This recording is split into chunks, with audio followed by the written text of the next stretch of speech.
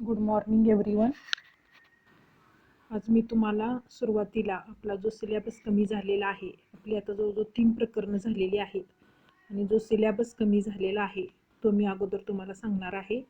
आता पहिला प्रकरण जर घेतला आपण सहकारी संस्थेचे संघटन, आता त्याच्यामध्ये बघा सहकारी संस्थेची संघटन रचना, सभासद, पात्रता, प्रकार हे सगळे पॉईंट आहेत.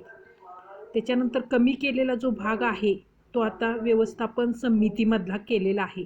व्यवस्थापन समितीला कमी काय केला आहे तर जबाबदाऱ्या, हा जो जबाबदाऱ्या पॉईंट आहे हा काय केलेला आहे, कमी केलेला आहे.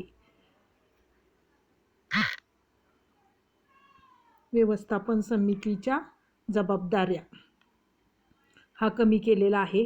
त्याच्यानंतर पदाधिकारीमध्ये अध्यक्षाची कार्य आहेत, येते लक्षात, अध्यक्ष आहे, अध्यक्षाची कार्य आहे.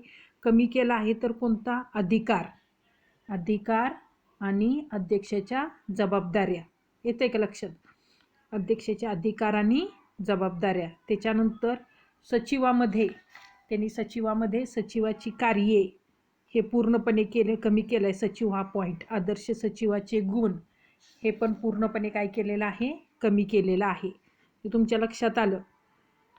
आता हे प्रकार हे विचारले जाणार किंवा फरक हे दोन्हीही विचारले जाणार. आता हे पहिल्या प्रकरणामधलं झालं आणि मी तुम्हाला पुढं प्रिंट पाठवत आहे की कोणते कोणते प्रश्न प्रत्येक प्रकरणातले आहेत. ह्या लेक्चरनंतर खाली लगेच तुम्हाला मी लिहून काढलेले प्रश्न आहेत ते पाठवत आहे. त्यानुसार तुम्ही अभ्यास करायचा आहे आणि तुम्हाला सांगते पण मी कशा कशा पद्धतीनं कमी केलेलं आहे. आता सभासदांचं पत्रव्यवहार जर घेतला, सहकारी संस्थेच्या सचिवाचा पत्रव्यवहार, त्याच्यामध्ये सभासदांशी पत्रव्यवहार त्याच्यामधलं जे आहे त्याच्यामधलं बघा, पहिलं पत्र आहे सभासद मंजुरीचे बाबतचे पत्र, दुसरं पण आहे नामंजुरीचं पत्र. आता कमी कोणतं केलं आहे तर तिसरं पत्र नाही आहे, येतं एक लक्षात, भाग हस्तांतरणाचे पत्र हे नाही आहे. त्याच्यानंतर चौथं आहे कमी कोणतं केले, पाचवं कर्ज थकबाकीदारास स्मरण पत्र, हे जे आहे हे कमी केलेलं आहे. त्याच्यानंतर पुढचं जे आहे ते 6वं आहे, 7वं आहे, 8वं कमी केलेलं आहे लाभांश वाटपासंबंधीचे पत्र आणि 9वं अधिमंडळाची विशेष सूचना व कार्यक्रम पत्रिका.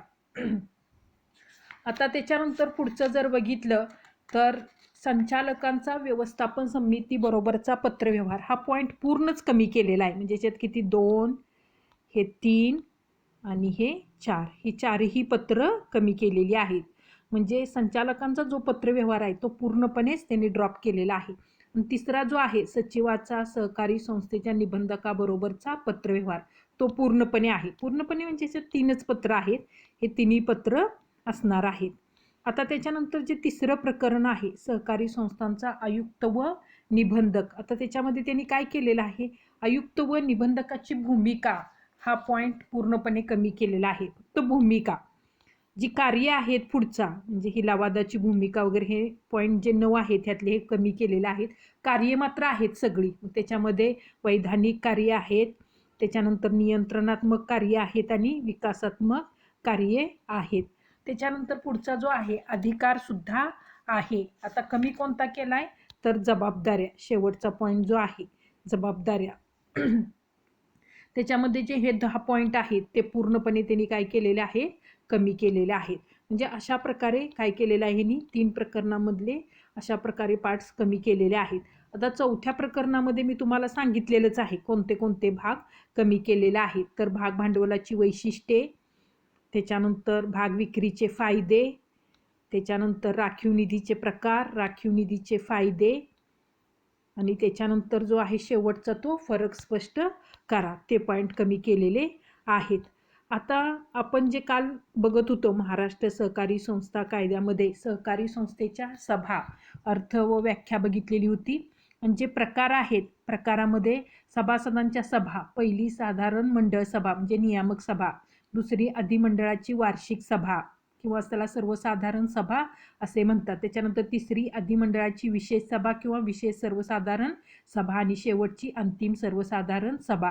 त्यातला पहिला पॉईंट बघितलेला होता सभासदांच्या सभेमधला, पहिली साधारण मंडळ सभा आणि त्याचं कामकाज कसं चालतं ते पाहिलेलं होतं. आता जो दुसरा पॉईंट आहे अधिमंडळाची वार्षिक सभा, ती आपण बघणार आहे. आता प्रत्येक सहकारी संस्थेनं महाराष्ट्र सहकारी कायद्यानुसार त्यांनी काय करायचं आहे की संस्थेचे ज्यावेळेला आर्थिक वर्ष संपतं की वर्ष संपल्यानंतर 6 महिन्याच्या आत सभासदांची काय करावी लागते, सभा बोलवावी लागते. या सभेलाच काय म्हणतात, अधिमंडळाची वार्षिक सभा असे म्हणतात. आता ही जी सभा आहे वर्ष संपल्यानंतर बोलवली जाते. सहकारी संस्थेचं वर्ष कधी संपतं तर 31 मार्चला. जे आर्थिक वर्ष संपल्यानंतर 45 दिवसांच्या आत संस्थेची त्यांना काय करावी लागतात, हिशेबपत्रके पूर्ण करावी लागतात. आणि हिशेबपत्रके पूर्ण केल्यानंतर 4 महिन्याच्या आत त्यांना जो हिशेब तपासनीस नियुक्त केलेला आहे त्याच्याकडून त्याची तपासणी करून घेणं काय आहे, बंधनकारक आहे. आणि जी ही वार्षिक सभा आहे त्याची सूचना सचिवानं काय करायचं आहे, सर्व सभासदांना उपविधीतील तरतुदीनुसार, म्हणजे जेव्हा सभा होणार आहे त्याच्या अगोदर 14 दिवस त्यांना काय करायची आहे, ही सूचना सगळ्यांना द्यायची आहे. आता या सभेची सूचना जी आहे ती जो लेखापरीक्षक आहे त्याला सुद्धा काय करावी लागते, द्यावी लागते. कारण आवश्यक वाटल्यास तो हिशेब तपासणीबाबतचा खुला करण्यासाठी त्याला सभेला सुद्धा हजर राहावं लागतं. म्हणजे आता हिशेब तपासणीचानं हिशेब तपासणी केलेली आहे, मग काही चूक आढळलं तर त्याला त्याचं मत व्यक्त करता आलं पाहिजे ना, त्यासाठी त्याला सुद्धा या सभेची सूचना द्यावी लागते. त्याच्यानंतर सहकार कायद्याने सभासदांना मालक म्हणून दिलेल्या अधिकारांचा वापर या सभेत काय करावा लागतो, सामूहिकरित्या करून वर्षभराचा कामकाजाचा आढावा घ्यावा लागतो. आणि यासाठी सर्वसाधारण सभासद, क्रियाशील सभासद यांना त्या सभेमध्ये उपस्थित राहावंच लागतं. आणि ह्या कामकाजाचं मूल्यमापन ह्या सभेमध्ये होत असतं.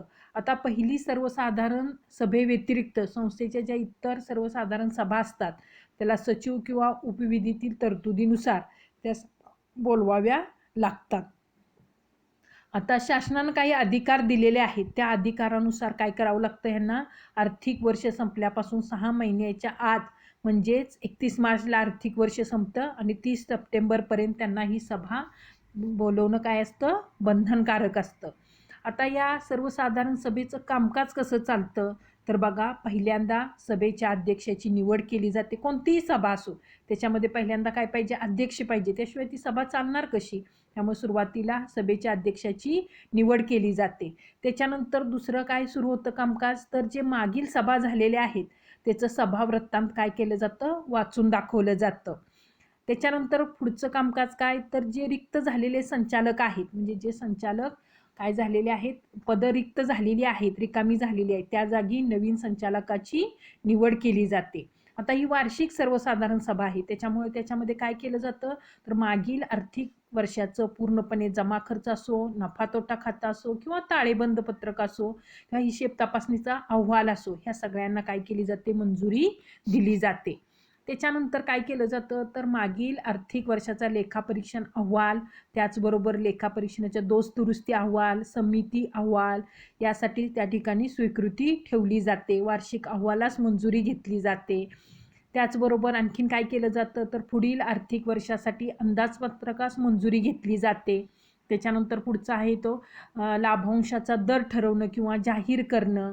त्याच्यानंतर पुढचा 8वा आहे तो संस्थेच्या अंतर्गत हिशेब तपासणीची व्यवस्था करणं. त्याच्यानंतर पुढचा 9वा आहे तो थकबाकीदारा सभासदांवर कायदेशीर कारवाई करणं. कारण आता वर्षभर ज्यांनी उधारी भागवली नाही त्यांच्यावर काहीतरी कारवाई केली पाहिजे ना, त्यांना काही मुदत दिलेली असते, त्यांनी जर ती पूर्णपणे जर थकबाकी दिली नसेल तर त्या सभेमध्ये सगळ्यां सभासदांच्या समवेत ते ठरवलं जातं की त्यांच्यावर कोणती कारवाई करायची. त्याच्यानंतर 10वा आहे तो सभासदांना द्यायच्या कर्जाची मर्यादा ठरवणं, नेमकं कर्ज कशा प्रकारे द्यायचं आहे. त्याच्यानंतर पुढचा 11वा आहे तो संस्थेच्या शिल्लक रकमेच्या विनियोगासाठी योजनेवर चर्चा करणं, म्हणजे आता जी शिल्लक रक्कम राहिल्या वर्षभर लाभांशमध्ये जमा करून, लाभांश देऊन किंवा राखीव निधीमध्ये जमा करून जी रक्कम राहिलेली आहे त्याचा काय वापर करायचा यासाठी चर्चा केली जाते. त्याचबरोबर अधिनियमाच्या किंवा कोणत्याही नियमाच्या तरतुदीनुसार नियमानुसार निबंधकानं मागवलेली इतर कोणतीही माहिती असो ती सभेपुढे त्यांना काय करावी लागते, ठेवावी लागते. त्याच्यानंतर पुढचा आहे तो संचालक मंडळ सदस्य आणि त्याचे नातेवाईकांना दिलेल्या खर्च खात्याची माहिती घेतात. आणि शेवटचं आहे ते निबंधकाने जाहीर केलेल्या पॅनलमधील मान्यताप्राप्त लेखापरीक्षकांची चालू आर्थिक वर्षाचे लेखापरीक्षण करण्यासाठी नेमणूक करणं.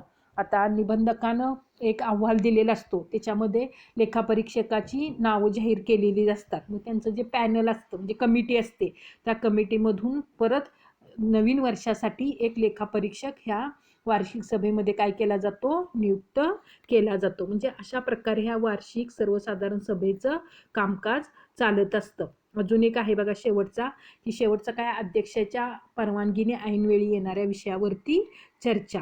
म्हणजे ह्या सभेमध्ये काय होतं की आर्थिक वर्ष संपल्यानंतर पूर्ण कामकाज जे आहे वर्षभर झालेलं त्याचं मूल्यमापन केलं जातं.